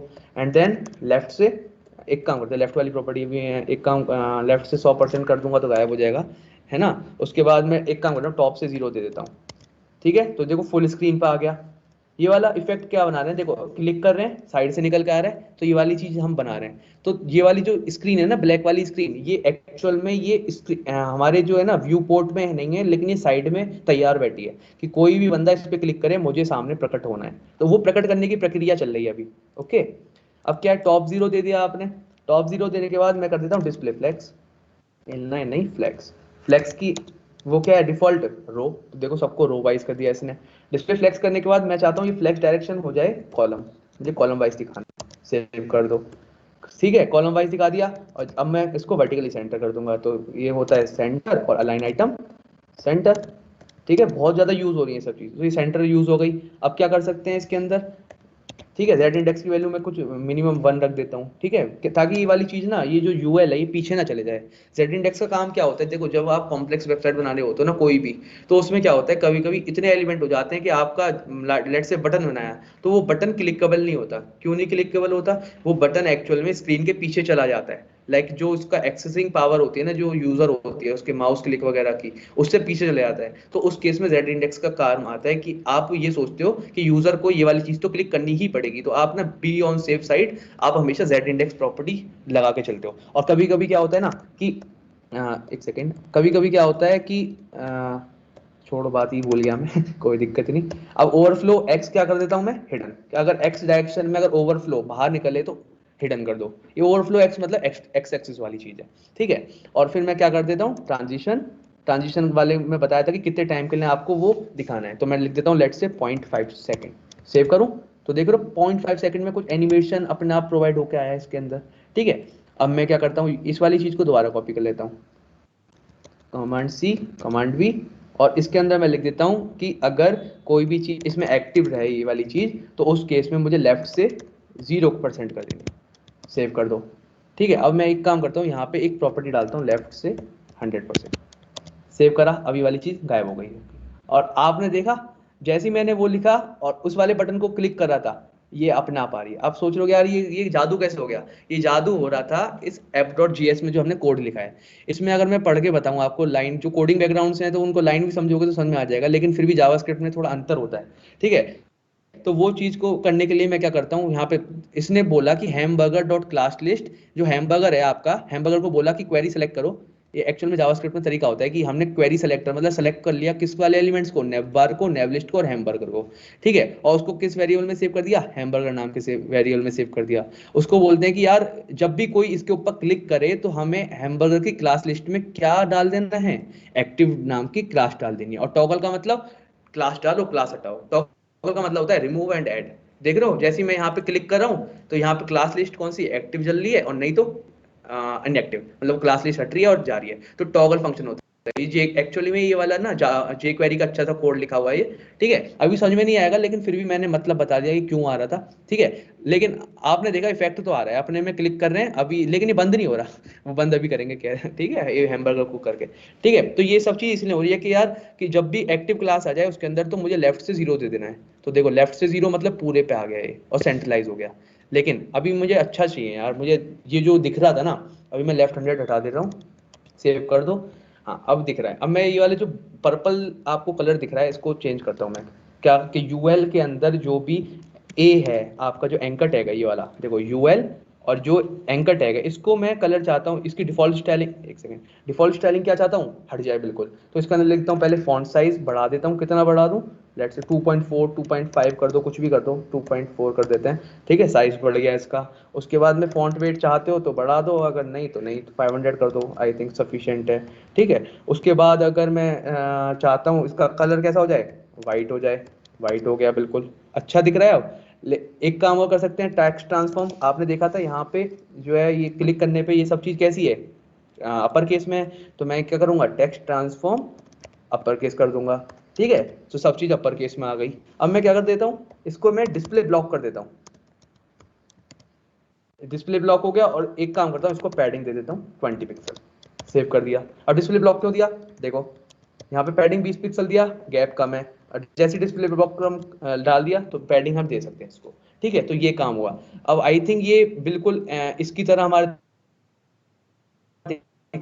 दिख रहा है। लेकिन एक चीज है, इसके ऊपर जब हम होवर कर रहे हैं ना, होवर इन द सेंस जब माउस ले जा रहे हैं इसके ऊपर तो कुछ हो नहीं रहा, तो आप चाहते हैं भैया इसके ऊपर कुछ तो करो। तो मैं क्या करता हूँ, इसके ऊपर गए यूएल के अंदर एल पे अगर होवर करा किसने, तो मैं ए को क्या कर दूंगा, ए को कर दूंगा कलर, कलर कर दूंगा रेड। ठीक है, सेव कर दो, देख सकते हो क्या हुआ, जादू हो गया। तो ये जादू हम करते हैं। अब एक काम करता हूँ, लेफ्ट हैंडेड वाली हटा देता हूँ, हमारी स्टाइलिंग हो गई, कंप्लीट हो गई। अब थोड़ा सा है ना, ये हैमबर्गर यार बिल्कुल उस्ताद बन के बैठा है बीच में, इसको खत्म करते हैं पहले तो। ठीक है, तो इसको कैसे करेंगे, तो हमारे पास क्लास कौन सी थी, हैमबर्गर वाली, याद करो। हैमबर्ग मैंने बिल्कुल मीनिंगफुल नेम दिए हैं। ठीक है, मैं हमेशा जब भी वेबसाइट बनाता हूँ तो मीनिंगफुल नेम ही देने का ट्राई करता हूँ। कभी कभी क्या होता है कुछ भी नाम रख देता हूँ फिर देखना पड़ता है क्या लिखा क्या नहीं लिखा। अब इसका हाइट थोड़ा ट्रिगर करते हैं 15 पिक्सल, और विड्थ क्या कर देते हैं 50 पिक्सल।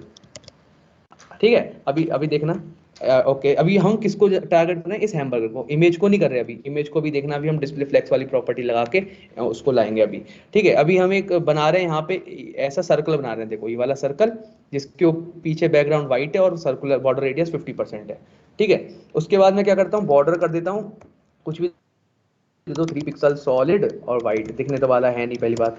देखो दिखा ऊपर कॉर्नर पे वाइट दिख गया आपको। फिर मैं बॉर्डर रेडियस कितनी कर देता हूँ, 50% कर देता हूँ, सेव करो, सर्कल बन गया। सर्कल नहीं बना क्या, ठीक है बन गया, अब तो बन गया। ये लाइव सर्वर का भी कोई चेंजेस दिखाता नहीं है ठीक है, ओके बैकग्राउंड कलर दे दो उसमें, लेट्स से वाइट ही दे देते हैं, अब प्योर वाइट हो गया। ठीक है, इसके बाद मैं क्या करना चाहूंगा, इसको मैं बोलूंगा डिस्प्ले फ्लैग्स, कि जो भी चीज़ है डिस्प्ले फ्लैग्स कर दे। अब देखा, एलिमेंट ऑटोमेटिकली फ्लैक्स का मतलब हो गया सब चीज मतलब जैसे आपने इसको चेंज करा डिस्प्ले फ्लैक्स में, रो में आ गया वो ऑटोमेटिकली, उसने उसका कंटेनर जो था उसमें गैप ले लिया ऑटोमेटिकली। ठीक है, यही फायदा होता है इसका। और मैं क्या कर सकता हूँ इसके अंदर, इसको जेड इंडेक्स दे देता हूँ 100। जेड इंडेक्स 100 का फायदा क्या है कि इसको मैं इस एलिमेंट को चाहता हूँ ये सबसे टॉप पे रहे, ताकि यूजर क्लिक करे तो आसानी से क्लिकेबल रहे, ऐसा ना हो कि ये स्क्रीन के पीछे चले जाए। ठीक है, तो इसलिए मैंने क्या दे दिया, इसको जेड इंडेक्स 100 दे दिया। आप कोई भी बड़ी वैल्यू दे सकते हैं जो आप चाहें। ठीक है, अब CSS के अंदर आपने देखा होगा कई लिंक्स, जैसे मैं गूगल पे सर्च करता हूँ, लेट से कुछ भी सर्च कर दो, ठीक है, हैकोदे भी सर्च कर लिया, तो देख रहे हो इसके लिंक के ऊपर क्लिक नहीं, होवर कर रहा हूँ तो कर्सर जो है चेंज हो रहा है। जो एक्चुअल में ये ब्लैक कर्सर दिख रहा है स्क्रीन पे, इसको बोलते हैं कॉन्टेक्स्ट मेन्यू, इसका नाम है। और जो इसके ऊपर होवर करके ले जा रहा हूँ तो इसको बोलते हैं पॉइंटर। तो इसके लिए CSS में प्रॉपर्टी होती है जिसको बोलते हैं कर्सर नाम की। और देखो पहले सजेशन में आ गया कर्सर पॉइंटर। अब जैसे ही मैं इसके ऊपर देखो होवर कर रहा हूँ, कैसा आ गया कर्सर पॉइंटर। अब पॉइंटर ये बहुत सारे टाइप के हैं, जैसे कि देखो इसके लिए ना जैसे ग्रैब है, करते हैं, अब देखते हैं, देखो आ गया।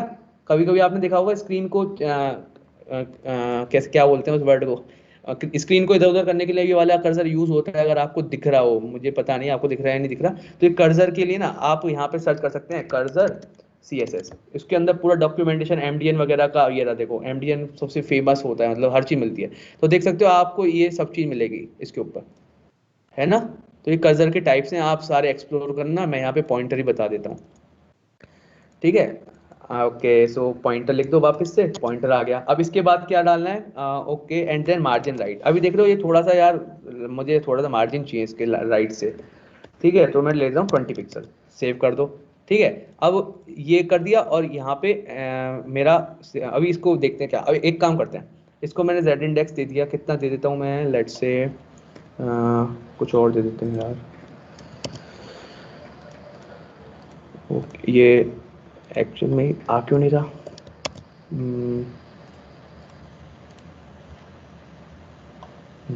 देखना पड़ेगा। चलो देखते हैं, अभी साथ के साथ देखते हैं क्यों क्यों एरर आ रहा है वो, ठीक है। वो मैं बोला, ये वाली चीज ही बोल रहा था कि ये पीछे आ जाता है, तो हमको इसको आगे लाना है हमें, तो वही देखते हैं, चलो।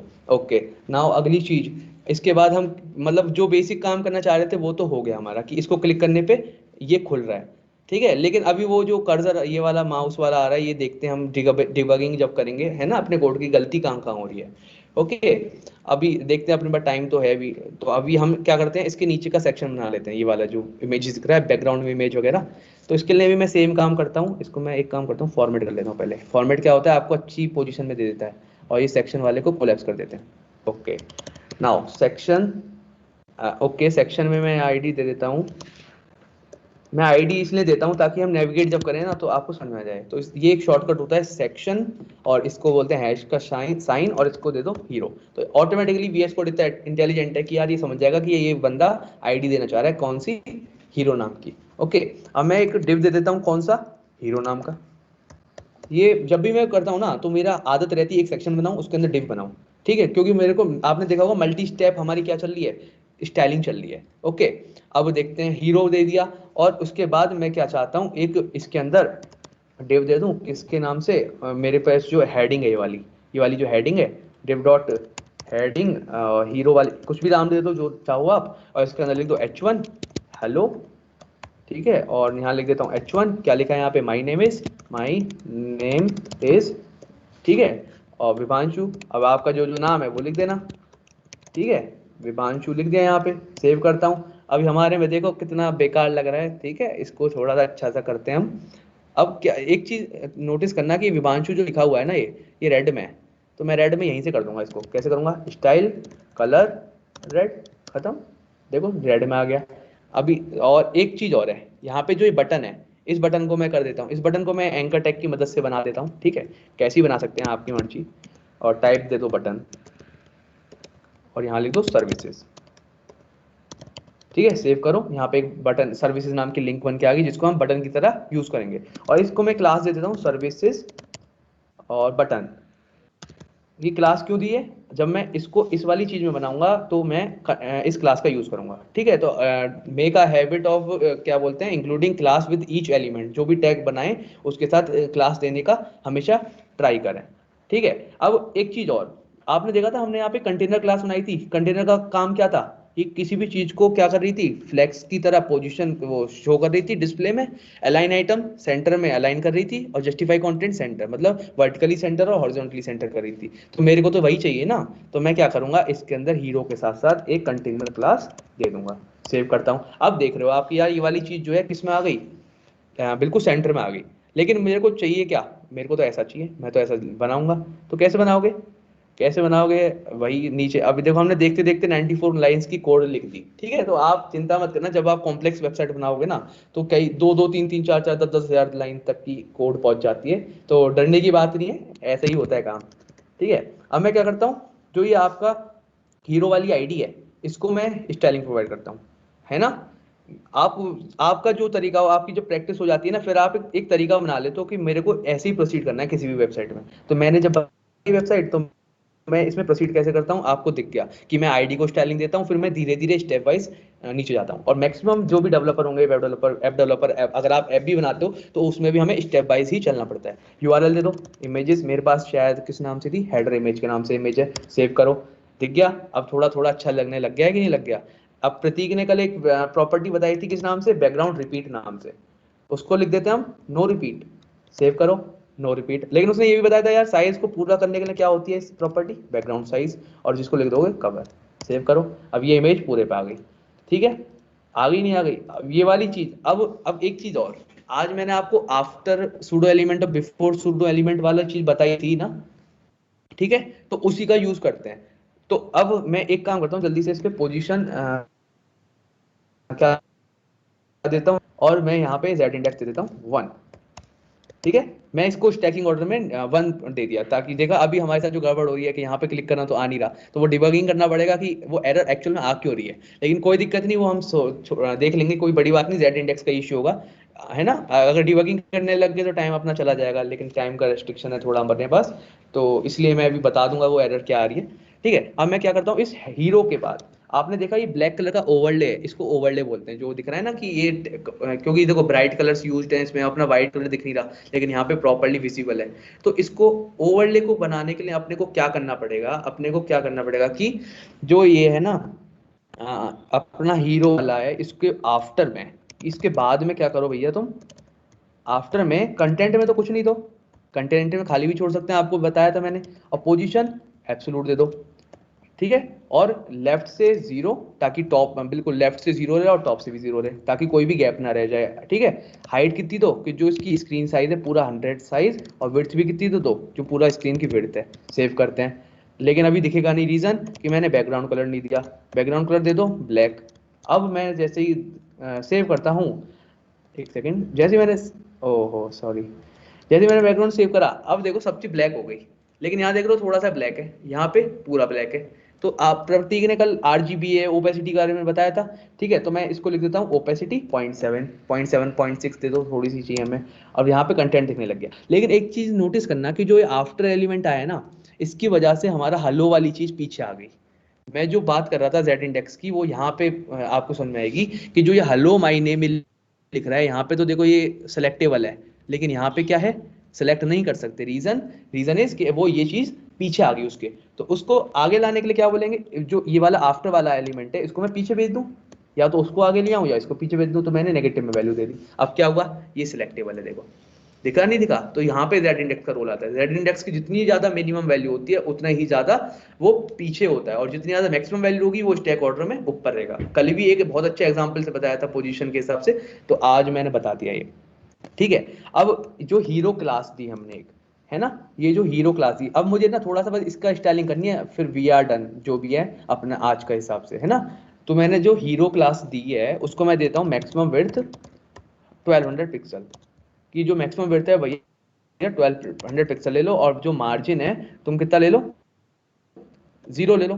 किससे, टॉप एंड बॉटम से, और ऑटो कर लो लेफ्ट एंड राइट से। और पैडिंग दे दो कितनी, टॉप एंड बॉटम से दे दो 0, एंड 50 पिक्सल दे दो लेफ्ट एंड राइट से, ठीक है जी। शॉर्ट हैंड होता है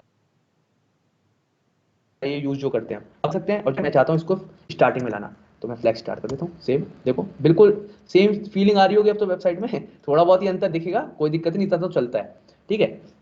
अब इसके बाद, अब मेरे पास जो ये हीरो वाले के अंदर मैंने एक H1 लिया है ना, ये जो H1 किस लिए, हेलो माय नेम इज, इन सब के लिए, इसको मैं ट्रिगर करता हूँ, ट्रिगर इन द सेंस इसको मैं चेंज करता हूँ हीरो H1, और H1 के साथ मैं करता हूँ डिस्प्ले ब्लॉक, कि भैया तुम ब्लॉक में ही रहो, और बाय डिफॉल्ट भी ब्लॉक ही होती है, ठीक है। अब मैं विड्थ दे देता हूँ फिट कंटेंट, फिट कंटेंट कर दिया।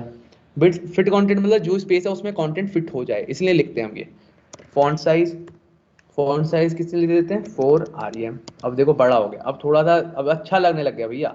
अब इसके साथ मुझे कलर भी देना पड़ेगा ना, क्या दे दूं कलर, कलर वाइट। सेव करो। अब तो थोड़ी थोड़ी फीलिंग आ रही है, अब लग रहा है कि हाँ वेबसाइट बनती जा रही है हमारी। और इसको पोजीशन दे दो रिलेटेड।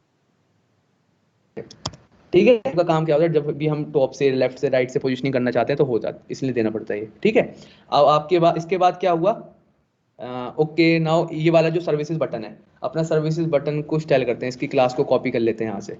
बस हमारा बटन को स्टाइल करना है, then we are done with the day. Okay, so services button का जो है, इसको मैं क्या चाहता हूँ कि ये ना जो है पैडिंग ले ले। एक काम करता हूँ, पैडिंग से पहले ना आपको मैं कलर दिखाता हूँ, उसका कलर कैसा रहे, व्हाइट रहे। दिख गया व्हाइट। इसका मैं फॉन्ट साइज कितना चाहता हूँ 2 REM।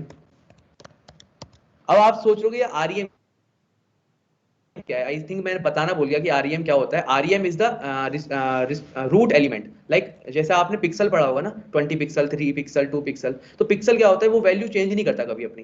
लेकिन REM is the responsive size किसी भी चीज का। मतलब जैसे आपने आरईएम दे दिया ना, तो वो अपने पेरेंट एलिमेंट के हिसाब से अपना साइज डिफर करता है। ठीक है, इसलिए हम आरईएम यूज करते हैं मैक्सिमम टाइम। ओके, शायद प्रतीक ने बताया हो या नहीं मुझे आइडिया नहीं है, लेकिन आरईएम का यही यूज होता है, इट इज रिस्पॉन्सिव। तो हमेशा याद अपनी आदत डाल लो कि मैक्सिमम टाइम तुम जब भी फॉन्ट साइज या इमेज की हाइट वगैरह दो, तो उस टाइम पे क्या कर लो, फॉन्ट आरईएम में वैल्यूज दो फॉन्ट साइज की या किसी भी चीज की। ठीक है, तो आरईएम क्या होता है, जब भी तुम प्रैक्टिस करते हो ना, लाइक मेरे को आदत हो गई है आरईएम लिखने की, तो मेरे को आइडिया लग गया है कि 1 आरईएम कितना बड़ा होगा, लाइक 16 पिक्सल के आसपास होता है ये। ठीक है, तो मैं अपने हिसाब से मैं एडजस्ट कर लेता हूँ। लेकिन आपको अभी अगर आप न्यू भी या फिर नए हो, तो आपको एक साथ नहीं समझ में आएगा कि यार ये हो क्यों रहा है ये। ठीक है, तो आप प्रैक्टिस से ही आती है वो चीज। तो आरईएम वाली की आदत डाल दो कि वो REM is the responsive size, जो कि अपने पेरेंट के हिसाब से चेंज होता है, मतलब। ओके, सो मैंने आरईएम दे दिया, थोड़ा विजिबल हो गया। अब मैं बॉर्डर दे देता हूँ थोड़ा सा, इसका बॉर्डर लेट से बॉर्डर, और बॉर्डर की विड्थ दे दो 2 पिक्सल, सॉलिड में दे दो, और कलर दे दो रेड। सेव करो। देखो बनने तो लग गया भैया, थोड़ा थोड़ा तो बनने लग गया, लेकिन अभी मजा नहीं आया वो वाला। तो इसके लिए मुझे क्या देना पड़ेगा, पैडिंग मैं दे देता हूँ लेफ्ट टॉप एंड बॉटम में 10 पिक्सल और 30 pixel from left and right. बन गया।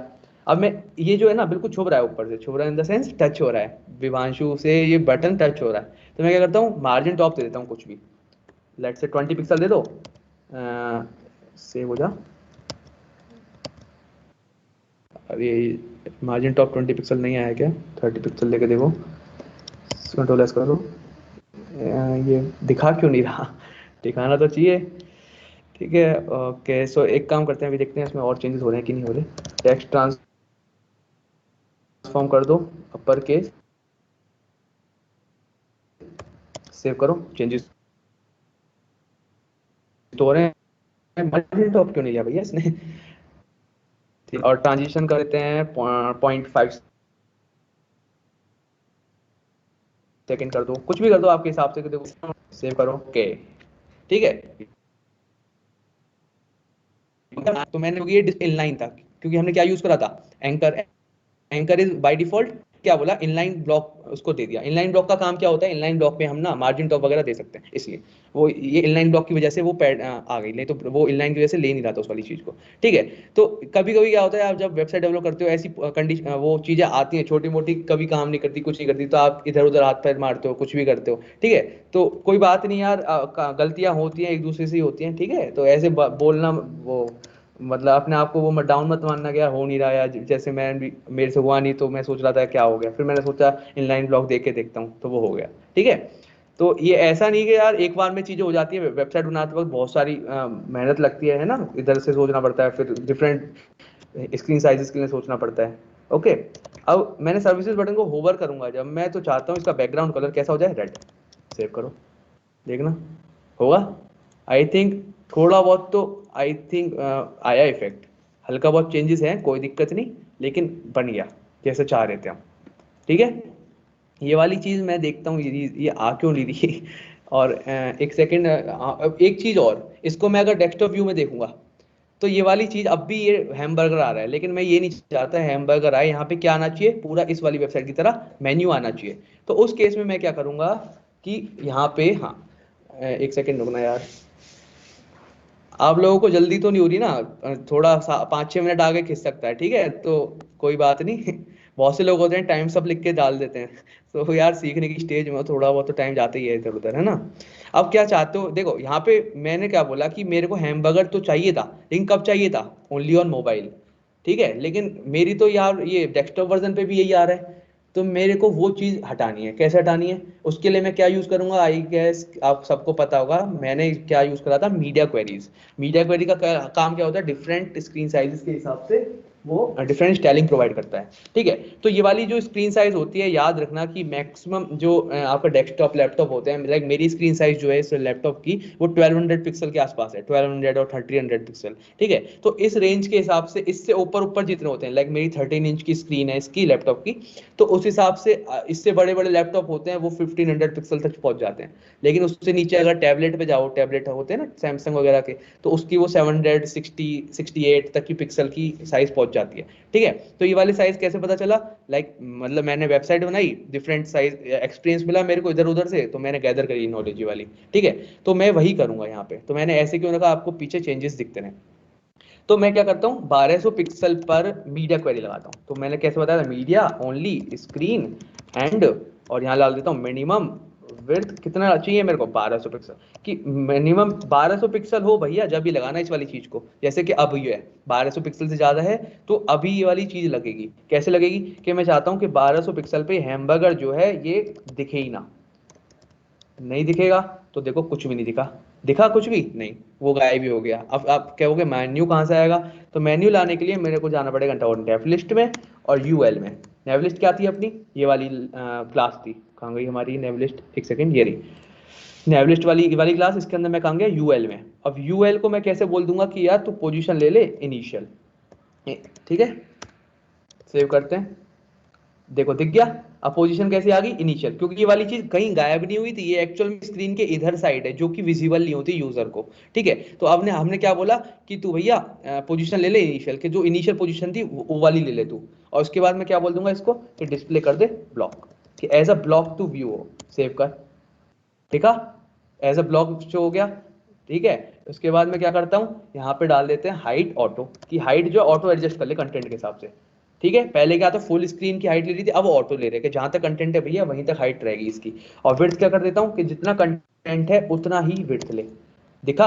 अब मैं थोड़ा सा कर देता हूँ, ठीक है। तो ये देखो, अब बिल्कुल आपका जो मेन्यू था मोबाइल व्यू वाला, वो उसको कुछ नहीं होगा। अभी हम किसके लिए कर रहे हैं, 1200 पिक्सल से ऊपर के लिए कर रहे हैं हम ये वाली चीज, ठीक है। और मैं बैकग्राउंड कलर क्या ब्लैक है ना, उसकी जगह मैं क्या डाल देता हूँ, एक तरीका होता है RGBA, जीरो जीरो जीरो, और यहाँ डाल दो जीरो। सेव करो, ट्रांसपेरेंट बन गया। लेकिन इतना भी नहीं करने की जरूरत, एक ट्रांसपेरेंट नाम की कलर प्रॉपर्टी होती है, सेव करो, कुछ हो गया, ठीक है। तो वो अल्फा वैल्यू जीरो दी थी, क्योंकि अल्फा की वैल्यू कहां से कहां तक होती है, 0 से 1 बोथ इंक्लूसिव, ठीक है। अब आपने ये कर लिया, लेकिन आप चाहते हो ये वाली चीज ना स्टैक्ड ऑर्डर में ना आए, stacked order in the sense column wise ना आए। कैसे आए, रो वाइज। तो हम किसका यूज करेंगे, डिस्प्ले इनलाइन ब्लॉक का, कि एक सेकंड, इनलाइन ब्लॉक। सेव करो, कैसी दिखी, इनलाइन ब्लॉक में। अभी अब थोड़ा थोड़ा रंग तो आने लग गया साइड में, लेकिन अभी भी कुछ कमी है क्या, कि जो ये वाली चीज है ना, ये वाली जो आपने ये लिखी थी, ये वाली क्या है, देखो ये होम है, इसके अंदर ये एंकर टैग है, इस एंकर टैग की वैल्यू घटानी पड़ेगी। तो कमांड सी करता हूँ, और यहाँ एंकर टैग, इस एंकर टैग को मैं क्या बोल दूंगा, कि भैया तू फॉन्ट साइज कितना ले ले, थोड़ा कम ले ले। तो मैंने डायरेक्ट लिख दिया 1.8 आ रही है, सेव कर दो। तो पहले से फॉन्ट साइज कैसा हो गया, 1.8 REM का हो गया, ठीक है। अब एक चीज और, यहाँ पे देख रहे हो फॉन्ट साइज ये वाली चीज बड़ी है, ठीक है, और ये वाली यहाँ पे फॉन्ट ये वाली चीज छोटी है। तो ये वाली चीज भी हम किससे कर सकते हैं, यूजिंग मीडिया क्वेरीज कर सकते हैं। तो इस वाली क्लास का जो नाम था उसको लिखो मीडिया क्वेरीज में, और उसके बाद यहाँ पे बस उसका फॉन्ट साइज ट्रिगर करा दो, खत्म, और कुछ नहीं करना होगा, ठीक है। तो आई थिंक बस इतना ही है। और इस वेबसाइट का जो आगे का पार्ट है, ये वाली चीज, ये वाला जो इसका मीडिया क्वेरीज वगैरह है, ये मैं कल बताऊंगा आपको, ठीक है। और फिर ये सारे सेक्शन हम कल पढ़ेंगे इसके बारे में, ठीक है। इसके अंदर कॉन्टैक्ट फॉर्म नहीं है, अगर टाइम मिला तो मैं कॉन्टैक्ट फॉर्म के बारे में बता दूंगा, लाइक स्टाइलिंग कैसे करते हैं, इनपुट वगैरह की। लेकिन मैंने जो एडजस्ट करा है टाइम 1.5 घंटे के हिसाब से है वाली पूरी वेबसाइट, है ना। तो अगर टाइम बचता है तो मैं बता दूंगा, नहीं तो फिर इतना ही बहुत है, ठीक है।